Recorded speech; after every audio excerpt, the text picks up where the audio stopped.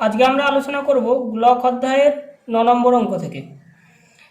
অঙ্কটা আছে 3 semi 4 semi 5 semi দৈর্ঘ্যের ব্যাসার্ধের 3টি নিরেট গোলক তামার গোলক গলিয়ে একটি নিরেট বড় গোলক তৈরি করা হলো। তাহলে বড় গোলকটির ব্যাসার্ধের দৈর্ঘ্য নির্ণয় করতে বলেছে। তো যেহেতু গলানো হয়েছে, তিনটের আয়তন মোট আয়তন আর বড় গোলকটির আয়তনের সমান হবে। ধরি বড় গোলকের ব্যাসার্ধ আর, তাহলে বড় গোলকের আয়তন কত? 4/3 পায়ের কিউব। এবং তিনটি গোলকের আয়তন 4/3 পাই 3-এর কিউব, 4/3 পাই 4-এর কিউব, 4/3 পাই 5-এর কিউব। তাহলে উভয় দিক থেকে 4/3 পাই কমন নিয়ে যদি এখান থেকে করা হয় একটা লাইন, উভয় দিক থেকে 4/3 পাই ক্যান্সেল হয়ে যাবে, পড়ে থাকবে আর কিউব। এখানে পড়ে থাকবে 3-এর কিউব 4-এর কিউব 5-এর কিউব। 3-এর কিউব 4-এর কিউব 5-এর কিউব, তিনটে ভেঙে 216 মানে 6-এর কিউব। উভয় দিক থেকে ক্যান্সেল হয়ে গেল কিউব কিউব। আর তাহলে 8 সমান কত? 6। অতএব বড় গোলকের ব্যাসার্ধের দৈর্ঘ্য কত সেমি? 6 সেমি। 10-এর অঙ্ক। একটি অর্ধগোলাকৃতি গম্বুজের ভূমিতলের ব্যাসের দৈর্ঘ্য 42 ডেসিমি। গম্বুজটির উপরিতল রং করতে প্রতি বর্গমিটার 35 টাকা হিসাবে কত টাকা খরচ করে তা হিসাব করি। তাহলে অর্ধগোলাকৃতি গম্বুজ যার ব্যাসার্ধের দৈর্ঘ্য ব্যাস বলে দিয়েছে 42, মানে পুরোটা কত? 42। তাহলে ব্যাসার্ধ কত? ব্যাসের অর্ধেক মানে 42/2 21 ডেসিমিটার। উপরিতল রং করা হবে। উপরিতল মানে কিসের ক্ষেত্রফল হবে? পার্শ্বতলের ক্ষেত্রফল। তাহলে উপরিতলের ক্ষেত্রফল হবে 2πr²। 2πr² কেন? যেহেতু 4πr² হচ্ছে গোলকের বক্ষতলের বা পার্শ্বতলের ক্ষেত্রফল, এখানে শুধু অর্ধগোলক, তাই 2πr²। 2 × 22/7, আর এর মান হচ্ছে 21 × 21 মানে 2772 বর্গ ডেসিমি, 27.72 বর্গমিটার। প্রতি মিটারে, এখানে মিটারে নিয়ে গেলাম কেন? প্রতি বর্গ মিটারে খরচ বলেছে, তাই মিটারে নিয়ে যাওয়া হলো। প্রতি বর্গ মিটারে 35 টাকা হিসাবে খরচ, তাহলে মোট বর্গমিটার হচ্ছে এত। তাহলে মোট খরচ 35 × 27.72 মানে 970.20 টাকা। এবার আসে 11 অঙ্ক। একই ধাতুর পাত থেকে তৈরি দুটি ফাঁপা গোলকের ব্যাসের দৈর্ঘ্য যথাক্রমে 21 সেমি আর 17.5 সেমি। গোলক দুটি তৈরি করতে যে পরিমাণ ধাতুর পাত লেগেছে তার অনুপাত নির্ণয় করি। তাহলে একটি গোলকের, দুটো গোলকেরই ব্যাস দিয়ে দিয়েছে। তাহলে প্রথম গোলকের যদি ব্যাসার্ধ কত হবে? 21/2 সেমি। দ্বিতীয় গোলকের ব্যাসার্ধ কত? 17.5/2 সেমি। তাহলে গোলক দুটির বক্ষতলের ক্ষেত্রফলের অনুপাত, এখানে বক্ষতল বার করবো। গোলক দুটি তৈরি করতে যে পরিমাণ ধাতু লেগেছে তার অনুপাত। তাহলে এক্ষেত্রে বক্ষতলের ক্ষেত্রফল বার করতে হবে। তাহলে প্রথমটার বক্ষতলের ক্ষেত্রফল 4πr1², দ্বিতীয়টা 4πr2²। প্রথমেরটা 21/2 r1 এর মান, দ্বিতীয়টা 17.5/2। তাহলে 4π ক্যান্সেল হয়ে গেল, 2 দিয়ে ক্যান্সেল হয়ে গেল।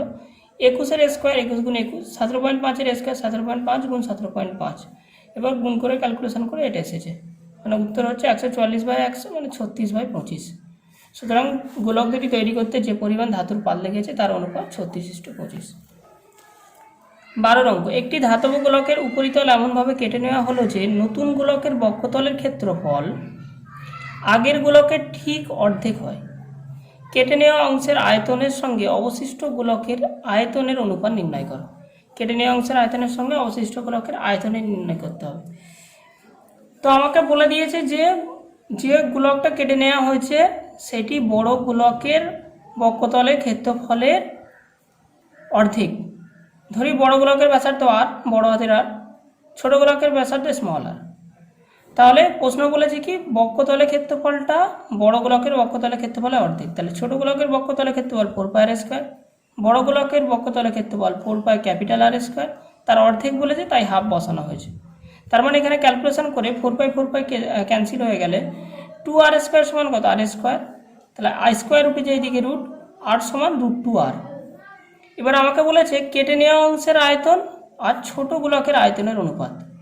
আচ্ছা, বড় গোলকের আয়তন কত? 4/3 পাইয়ের কিউব। তা থেকে কেটে নেওয়া হয়েছে কত? 4/3 পাই স্মল আর কিউব। এটা হচ্ছে কেটে নেওয়া অংশের আয়তন বা পড়ে থাকা অংশের আয়তন। এটা হচ্ছে কেটে নেওয়া অংশের আয়তন, আর এটা হচ্ছে বাকি পড়ে থাকা অংশের আয়তন। আমাকে বার করতে বলেছে কেটে নেওয়া অংশের আয়তনের সঙ্গে গোলকের আয়তনের অবশিষ্ট গোলকের আয়তনের অনুপাত। এটা হচ্ছে অবশিষ্ট গোলকের আয়তন, কারণ বড় গোলকের আয়তন হচ্ছে 4/3 পাই ক্যাপিটাল আর কিউব, আর কেটে নেওয়া হয়েছে কত? 4/3 স্মল আর কিউব। তাহলে পড়ে যাচ্ছে কত? 4/3 pi capital R cube minus 4/3 pi small r cube. আর অবশিষ্ট গোলক কত? 4/3 পাই আর কিউব, বা যেটা কেটে নেওয়া হচ্ছে তার আয়তন হচ্ছে 4/3 পাই আর কিউব। তাহলে উভয় দিক থেকে 4/3 কমন নিয়ে কেটে গেল, তাহলে পড়ে থাকছে r³ minus small r³ by r³। আর এর মান হচ্ছে √2r বসিয়ে দেওয়া হয়েছে, তাহলে √2r মানে 2√2r³, এখানে r³ নিচে r³ ক্যান্সেল হয়ে গেল, তাই 2√2 - 1/1। তাহলে নির্ণয় অনুপাত হচ্ছে 2√2 - 1:1।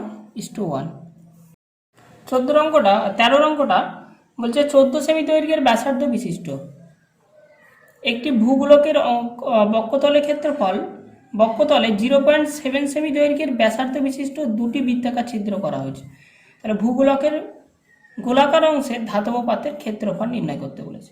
মনে করো এটা একটা ফুটবলে যদি আমি কোনো গর্ত করি, সেই গর্তটা কীরকম হবে, যে গর্তটা করা হবে সেই গর্তটা একটা বৃত্ত হবে, তাহলে গোটার ক্ষেত্রফল গোলকের ক্ষেত্রফল থেকে ওই বৃত্তের ক্ষেত্রফল বাদ দেব।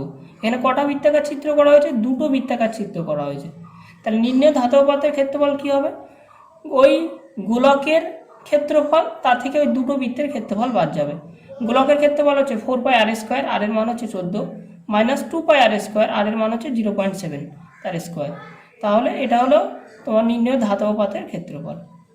2π কমন নেওয়া হয়েছে, কমন নিয়ে ক্যালকুলেশন করা হয়েছে, গুণ করে বেরিয়েছে 391.1, কাটাকাটি করে 2460.92 বর্গ সেমি। এখানে অবশ্যই মাথায় রাখতে হবে টোটাল ক্ষেত্রফল হচ্ছে 4πr², তা থেকে কত বাদ যাবে, দুটো বৃত্তের ক্ষেত্রফল মানে 2πr² বাদ যাবে।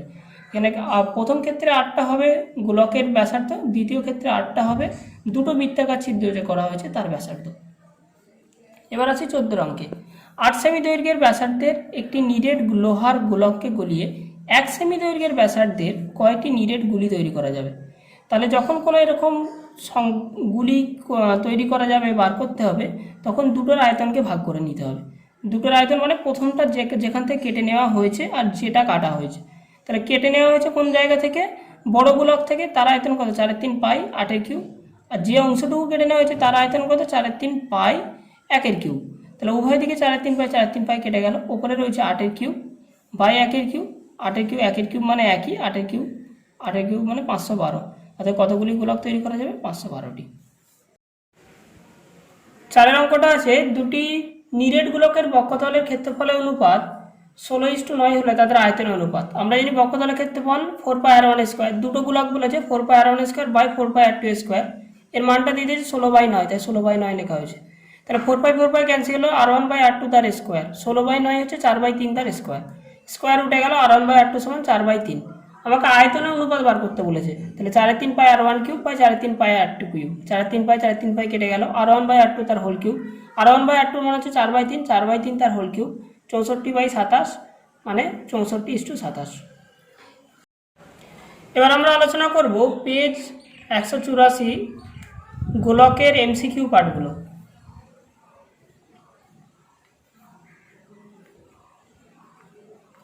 15 দাগের এর 1 অঙ্ক আছে 2r দৈর্ঘ্যের ব্যাসার্ধ বিশিষ্ট নিরেট গোলকের আয়তন। ব্যাসার্ধ দিয়েছে 2r, তাহলে আয়তন কত 4/3 2r তার কিউব, 4/3 8r³ মানে 32πr³ বাই 32πr³/3, অর্থাৎ এর উত্তরটা সঠিক। 2 প্রশ্নটা হচ্ছে দুটি নিরেট গোলকের আয়তনের অনুপাত 1:8 হলে বক্ষতলের ক্ষেত্রফলের অনুপাত কত। আয়তনের অনুপাত 1:8, ধরি প্রথম গোলকের আয়তন 4/3πr1³, দ্বিতীয় গোলকের আয়তন 4/3πr³, অর্থাৎ 4/3πr1³ বাই 4/3πr2³ সমান কত 1/8। তাহলে r1/r2 তার হোল কিউব সমান কত 1/8 সমান 1/2 তার হোল কিউব। তাহলে উভয় দিক থেকে কিউব যদি তুলে দিই, তাহলে r1/r2 সমান 1/2। আমাকে বার করতে বলেছে বক্ষতলের ক্ষেত্রফলের অনুপাত, আমি স্কোয়ার করে দিয়েছি, r1² সমান 1/4। এবার উভয় দিকে 4π দিয়ে ওপর নিচে গুণ করেছি, তাহলে 4πr1² বাই 4πr2², তার মান কত 1/4 মানে 1:4। তারপরে অঙ্কটা নিরেট 7 সেমি দৈর্ঘ্যে ব্যাসার্ধ বিশিষ্ট নিরেট অর্ধগোলকের সমগ্রতলের ক্ষেত্রফল। নিরেট অর্ধগোলকের সমগ্রতলের ক্ষেত্রফলের সূত্র 3πr², 3π আর এর মান হচ্ছে 7 তার স্কোয়ার, 3π × 49 147π সেমি স্কোয়ার।